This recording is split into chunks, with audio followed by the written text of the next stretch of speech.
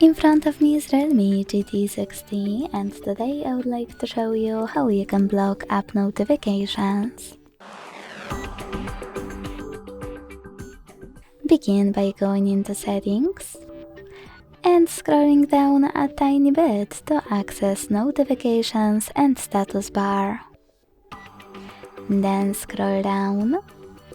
Select Manage All located next to App Notifications and tap on Recent to select the best sorting option for you.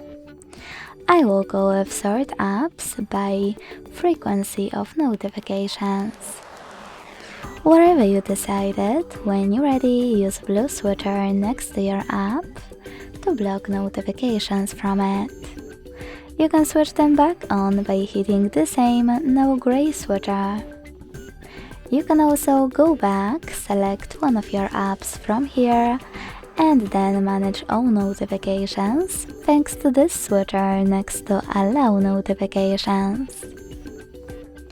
Thanks so much for watching. If you enjoyed this video, leave a like, comment and subscribe. Bye!